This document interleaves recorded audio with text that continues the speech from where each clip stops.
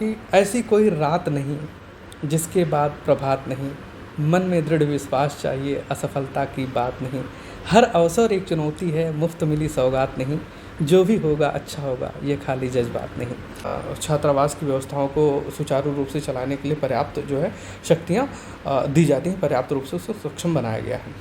कुछ नया नहीं है।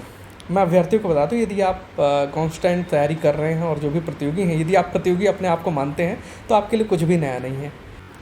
हेलो स्टूडेंट्स, इस वक्त पीएससी में लगातार नौकरियों की बहार आई हुई है और लंबे समय से जो आप सोच रहे थे कि ये जो इश्यूज़ चल रहे हैं उसके बाद आप एग्ज़ाम कब देंगे या कब वैकेंसीज आएगी, अब उन सारी चीज़ों से पर्दा हट गया है। अब सिर्फ और सिर्फ आपको पढ़ाई करना है।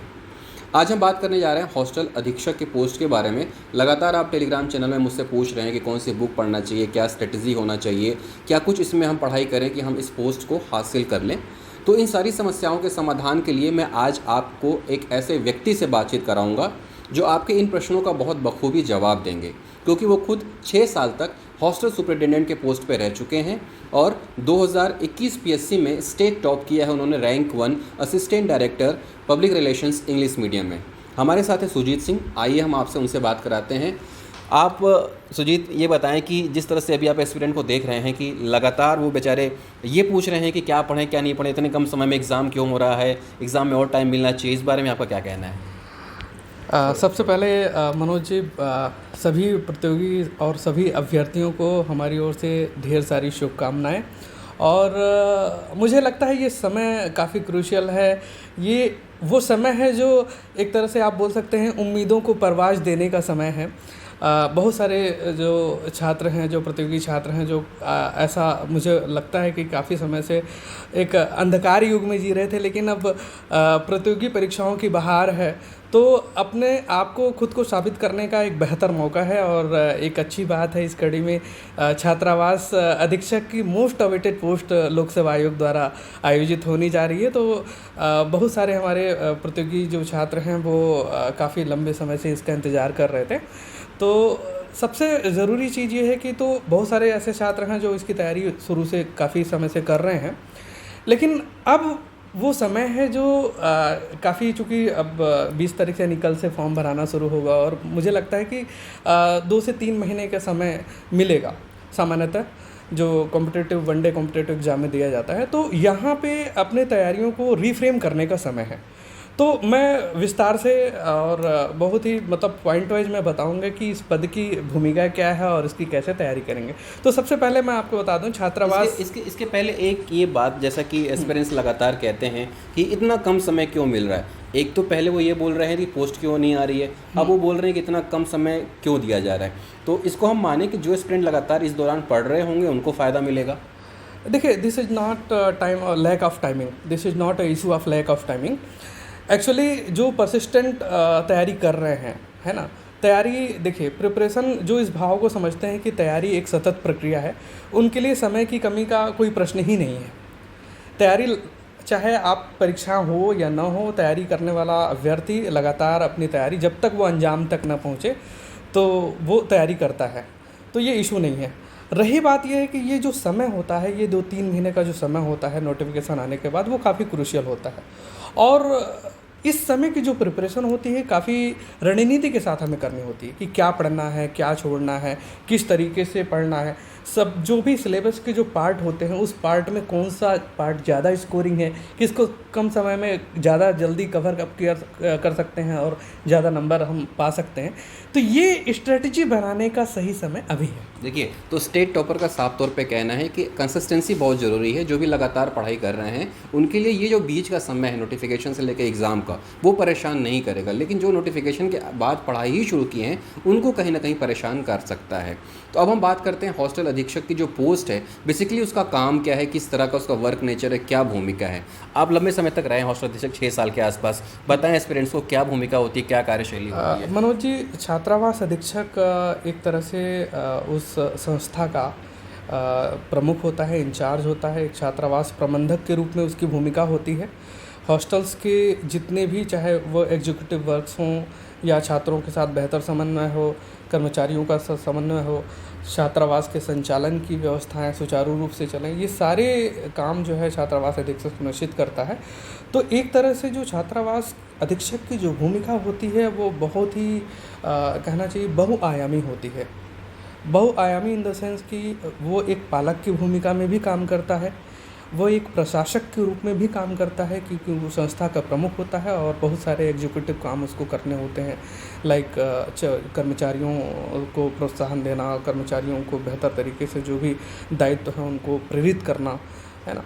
और उस बहुआयामी भूमिका के कारण से उसको छात्रावास के संबंध में कुछ शक्तियाँ भी दी जाती हैं, उसको अपनी जो भी छात्रावास की व्यवस्थाओं को सुचारू रूप से चलाने के लिए पर्याप्त जो है शक्तियाँ दी जाती हैं, पर्याप्त रूप से उसको सक्षम बनाया गया है। ये किस ग्रेड का पोस्ट है और ये- किस विभाग के अंतर्गत है, क्या कुछ इसमें रहता है? हाँ, आदिवासी विकास विभाग के अंतर्गत ये तृतीय श्रेणी जो है गैर शिक्षकीय संवर्ग के अंतर्गत आता है। एक तरह से हम बोल सकते हैं कि तृतीय श्रेणी कार्यपालिक का पद है ये। और अच्छा, एक चीज़ और उसमें बहुत सारे प्रतियोगियों के मन में, कई लोगों में एक भ्रम होता है। देखिए, ऊपर में जब भी ये छात्रावास अधीक्षक का पद निकलता है, व्यापम में द्वारा भी आयोजित हुआ था और लोक सेवा आयोग द्वारा, तो उसमें लिखा होता है छात्रावास अधीक्षक श्रेणी द। तो मैं यहाँ पे ये क्लियर कर देना चाहता हूँ, बहुतों के मन में ये भ्रम होगा कि वो श्रेणी द, वो श्रेणी द एक्चुअली संस्था की श्रेणी होती है। श्रेणी द यानी प्री मैट्रिक, है ना। वस्तुतः ये जो छात्रावास अधीक्षक है वो तृतीय श्रेणी कार्यपालिक का पद होता है। आप नोटिफिकेशन में अंदर जाएंगे, जहाँ पे पद लिखा हुआ है उसमें आप सेकंड लाइन में आप देखेंगे तो उसमें स्पष्ट रूप से लिखा हुआ है तृतीय श्रेणी, है ना। तो ये जो भ्रम है छात्रों में कई बार श्रेणी द, तो श्रेणी द स आ ब स ये संस्थाओं की श्रेणी है। जैसे द प्री मैट्रिक होता है, उसके बाद जो है पोस्ट मैट्रिक में जाते हैं, उसके बाद अन्य जो संस्थाएं, बड़ी संस्थाएं होती हैं, सीटर 100 सीटर 500 सीटर, तो इस तरीके से अपग्रेडेशन होता है, वो कैटेगराइजेशन है वो, है ना। अब दूसरी चीज़ ये होती है कि अधीक्षक का जो मेन रोल क्या होता है, तो मैंने पहले ही बताया कि छात्रावास के संचालन की जिम्मेदारी होती है। उसको छात्रावास के परिसर में उनको आवास दिया जाता है, वहाँ पे रह कर के जो भी छात्राओं के साथ उनको प्रॉपर चीज़ें, सुविधाएं, जो भी एमिनिटीज़ गवर्नमेंट के द्वारा दी गई हैं वो उनको सुनिश्चित करवाना, ये जिम्मेदारी है। फिर अन्य जो पाठ्य सहगामी क्रियाएँ हैं, जैसे अगर पढ़ने के साथ साथ कुछ एक्टिविटी हैं, उन एक्टिविटियों के साथ साथ उनका मानसिक विकास सुनिश्चित करना, ये भी एक जिम्मेदारी होती है। उनके खान पान की उचित व्यवस्था हो, ये सुनिश्चित करना, है ना। स्वास्थ्य एवं पोषण की उचित व्यवस्थाएं सुनिश्चित करना, समय समय पर जो है निगरानी समिति के माध्यम से छात्रावास की मॉनिटरिंग भी कराई जाती है, उसमें अधीक्षक की भूमिका होती है। समय समय पे जो है छात्रावासी बच्चों का स्वास्थ्य परीक्षण करवाना स्वास्थ्य विभाग के समन्वय से।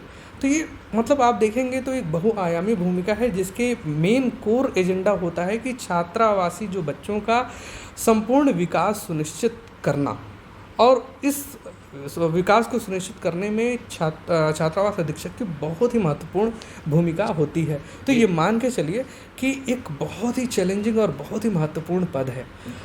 बिल्कुल। तो देखिए कैसे खुद 6 साल छात्रावास अधीक्षक रहे हैं और कितनी बढ़िया इन्होंने जानकारी दी कि एक मल्टी डायमेंशनल पोस्ट है हॉस्टल सुपरिटेंडेंट, और काम करने की संभावनाएं बहुत ज़्यादा है उसमें। इसके अलावा बहुत अच्छी बात ये इन्होंने बताई कि जो कैटेगरी डी है या द है, वो पोस्ट की श्रेणी नहीं है, बल्कि उस पोस्ट के अंतर्गत जो हॉस्टल्स हैं उन हॉस्टल्स की अलग अलग श्रेणी है, जबकि ये तृतीय श्रेणी कार्यपालिक पोस्ट है। तो ये पोस्ट बहुत अच्छी है। अब हम आते हैं उस पोर्शन पे जिसकी सबसे ज़्यादा ज़रूरत आपको है। लगातार बुक लिस्ट के बारे में आप पूछते हैं कि कौन सी बुक लिस्ट पढ़नी चाहिए, किन खास टॉपिक्स पे ध्यान देना चाहिए, और इस बार जो एक नया चीज़ बाद में भी जुड़ गया है बाल मनोविज्ञान, उसको लेकर क्या स्ट्रेटजी होनी चाहिए। तो सीधे स्टेट टॉपर से ही बातचीत करते हैं। बुक लिस्ट के बारे में बताइए, आपने क्या पढ़ा था और अभी जो स्टूडेंट एग्जाम देना चाहते हैं वो क्या पढ़ेंगे, और बाल मनोविज्ञान भी शामिल हो गया है। देखिए, अच्छी चीज़, ये अच्छा इनिशिएटिव लिया गया है लोक सेवा आयोग द्वारा कि बाल मनोविज्ञान को शामिल किया गया। इससे पहले भी कंप्यूटर की सिलेबस में शामिल था कंप्यूटर परीक्षा। बाल मनोविज्ञान मुझे भी लगता था 6 साल के कार्यकाल के दौरान, मुझे लगा कि एक जो अलग भूमिका होती है अधीक्षक की, वो मुझे लगता है एक काउंसलर की भूमिका होती है कि एक बच्चा छात्रावास में रह रहा है ना, और उसके आउटवर्ड बिहेवियर से, है ना, उसके स्टेट ऑफ माइंड को समझना और उसको सही दिशा में लाना, रिफ्रेम करना, उसको तैयारी के लिए मोटिवेट करना, है ना, उसको पढ़ाई के लिए मोटिवेट करना। तो एक तरह से अधीक्षक की भूमिका एक मनोवैज्ञानिक की तरह होती है। तो मनोविज्ञान पाठ्यक्रम के जरिए हम थोड़ी थोड़ी चीज़ें इस संदर्भ में हम सीखेंगे, तो ये ज़रूरी था। दूसरी चीज़, बाकी चीज़ें जो है कन्वेंशनल हैं, पारंपरिक हैं, जो चीज़ें पहले पूर्व परीक्षाओं में ली गई हैं। तो सबसे पहले ज़रूरी चीज़ है कि मुझे ये लगता है कि देखिए, जो SBNR फार्मूला मैं हमेशा बोलता हूँ कि सिलेबस, पहली जो तैयारी का जो कॉन्क्रीट और स्क्वीज्ड फार्मूला क्या है कि SBNR syllabus, back years paper, notes और रिवीजन, है ना। तो ये जो SBNR फार्मूला है, ये आपको ये फार्मूले की तरह इस्तेमाल करना है। बैक ईयर्स पेपर से आपको ये समझ में आएगा कि क्वेश्चन की प्रकृति कैसी है, किस तरीके से परीक्षाओं में जो छात्रावास अधीक्षक है, हर एग्ज़ाम का अपना एक टेम्परामेंट होता है, तो एग्ज़ाम के स्वभाव को समझने में आपको आसानी होगी। दूसरी चीज़ मैं कहना चाहूँगा कि कुछ नया नहीं है। मैं अभ्यर्थियों को बता दूँ, यदि आप कांस्टेंट तैयारी कर रहे हैं और जो भी प्रतियोगी हैं, यदि आप प्रतियोगी अपने आप को मानते हैं, तो आपके लिए कुछ भी नया नहीं है। वही आपको सामान्य अध्ययन पढ़ना है, और सामान्य अध्ययन के जो भी कैटेगरीज होते हैं, लाइक इतिहास, भूगोल, भारतीय राज्य व्यवस्था है, एनवायरमेंटल इशू हैं, कंप्यूटर के प्रश्न हो गए, मैथ्स हो गए, रीजनिंग हो गए। लेकिन यहाँ पे थोड़ा फोकस्ड होना है। फोकस्ड इसलिए, सबसे पहले स्ट्रेटजी आपको बनानी है कि कंप्यूटर में 50 क्वेश्चन रहेंगे, जिसमें आपको 25 क्वेश्चंस अटेम्प्ट करने हैं any how with any condition. अगर 25 क्वेश्चन से कम है तो आपके GS में कितना भी अच्छा स्कोर करते हैं, आपकी कॉपी चेक नहीं होगी। उस 25 क्वेश्चन के बाद 25 मार्क्स भी आने चाहिए, ये भी बिल्कुल बिल्कुल बिल्कुल। अगर 1 नंबर का है, मैं ऐसा मान रहा हूँ, एक ही नंबर का है, और 1/3 माइनस मार्किंग। हाँ, माइनस मार्किंग है। तो ये मान के चलिए कि आपको मतलब एक तरह से 25 जो है आपको नंबर मार्क्स लाने ही लाने हैं एनी हाउ। तो यहाँ पे अपने स्ट्रेटजी फॉर्मेशन में इस बात को हमेशा से ध्यान रखना होगा कि कहीं ना कहीं कंप्यूटर का वेटेज आपको देना होगा कि वो स्किप ना हो। एटलीस्ट आपको 25 मार्क्स लाने ही लाने हैं। GS में जो भी आप अच्छा करेंगे तो वो आपका एड ऑन होगा उसमें। तो इसके लिए एक सबसे अच्छी चीज़ ये है कि जो भी आपके पास तो बहुत सारे पब्लिकेशन की किताबें हैं, सभी प्रतियोगी जानते हैं, है ना। इसके साथ साथ जो बहुत सारे जो कोचिंग संस्थाओं के पब्लिकेशन होते हैं, वो काफ़ी कॉन्क्रीट और स्क्वीज्ड मटेरियल होते हैं। तो जो भी जिन संस्थाओं के मटेरियल आपको समझ में आता है, उनको लेकर के उनका एक कंपाइलेशन करिए, और कुछ जो महत्वपूर्ण और इंस्ट्रिंजिक फैक्ट आपको दिखता है, कुछ अनोखा है, एक्सक्लूसिव है, उसको अपने नोट्स में रखिए। हो सकता है वो पूछ दे। तो वो तैयारी में देखिए, सबसे बड़ी चीज़ होती है कि बेसिक तैयारी, बहुत सारे अभ्यर्थी जो होते हैं, जो हज़ारों की संख्या में होते हैं, लाखों की संख्या, तो सभी को पता है, लेकिन उसमें एक्सक्लूसिव क्या हो सकता है, वो आपका एफर्ट बताता है। तो कुछ एफर्ट लगा करके आप ये कर सकते हैं, 2-3 कंप्यूटर के पब्लिकेशंस जो भी कोचिंग संस्थाओं के हों या कुछ और अच्छे पब्लिकेशन हों, उनको कंपाइल करके उनके नोट्स बना लीजिए, या अगर समय नहीं हो तो उनको प्रॉपर रिवीजन या MCQ उसके सॉल्व करिए, और जो उसमें कुछ महत्वपूर्ण हो, जो पूछे गए हों या जिनके पूछने की संभावना हो, उनको एक नोट्स में एक कम से कम 2-3 या 4 पेज का नोट्स है, जो लास्ट में आपको काम है रिवीजन में। तो ये तो हो गया कंप्यूटर का। दूसरी चीज़ ये है, इसमें चूँकि समय कम है, 3 महीने का समय है, तो जिन्होंने बेसिक अपनी तैयारी कर ली है, उनके लिए ज़रूरी है कि MCQ क्वेश्चन जो है, जैसे घटना चक्र की सीरीज आती है, घटना चक्र में GS के सभी पार्ट होते हैं, इतिहास, भूगोल, एनवायरनमेंट है, आपका संविधान है, अर्थशास्त्र है ना। तो इनकी MCQ आप क्वेश्चन सॉल्व करें। इसके साथ साथ छत्तीसगढ़ में जो विभिन्न कोचिंग संस्थाओं के MCQ नोट्स निकलते हैं, उनकी प्रैक्टिस करें। तो वो बार बार बोला जाता है कि जिस मैदान में आपको खेलना है, उस मैदान में रह करके प्रैक्टिस करना। यदि आपको ऑब्जेक्टिव बहुविकल्पी परीक्षाओं में आप शामिल हो रहे हैं, यहीं पे आपको परफॉर्म करने का अंतिम रूप से यही मौका है। इसके बाद आपको अन्य कोई प्लेटफॉर्म नहीं दिया जाएगा। तो ये इसमें आपको इसके बाद और कोई दूसरा चरण है नहीं कि इसमें रिटन एग्ज़ाम होगा। तो ज़्यादा से ज़्यादा MCQ की प्रैक्टिस करें। एक टाइम टेबल बनाएं 3 महीने में कि इस 15 दिन में इस पखवाड़े में मुझे ये 3 टॉपिक समाप्त करने हैं, 3 सब्जेक्ट अगले जो 15 दिन में मुझे ये समाप्त करना है। इस तरीके से आप अपने टारगेट ओरिएंटेड जो है प्रिपरेशन करें। धीरे धीरे आपको ग्रेजुअली ऐसा फील होगा कि 1 महीने में हम तैयारी की दिशा में हैं और हमारा डायरेक्शन सही है। और ख़ुद को सबसे बड़ी चीज़ है कि आप प्रिपरेशन कर रहे हैं, लेकिन उस प्रिपरेशन को खुद का पहली बात तो अप्रेजल करना और उस प्रिपरेशन को इवैल्यूएट करना ज़रूरी है। कैसे इवैल्यूएट करेंगे? जब आप टेस्ट में शामिल होंगे। तो जो भी कोचिंग संस्थाओं में अगर टेस्ट सीरीज आयोजित हो रहा है उनमें बिल्कुल एक्टिवली पार्टिसिपेट करें। घर में भी एमसीक्यू सॉल्व करें, टाइम के हिसाब से एक बनाएं टाइम स्लॉट कि इस टाइम में मुझे सॉल्व करना है, क्योंकि कई बार मैथ्स और रीजनिंग काफ़ी उलझाते हैं। आपने देखा होगा लोक सेवा आयोग में कई बार लेंदी मैथ्स और रीजनिंग पूछे जाते हैं। और तो समय भी 150 क्वेश्चन के सिर्फ 2 घंटे का ही है। हाँ, तो 2 घंटे का समय है और मैथ्स रीजनिंग अगर कभी उलझे हुए आ जाते हैं तो ऐसे प्रतियोगी जो कई बार अच्छी प्रैक्टिस नहीं किए रहते हैं तो वो बार बार सवाल उठाते हैं कि लोक सेवा आयोग ने बहुत कठिन पूछ दिया, कहाँ से प्रश्न ला दिया।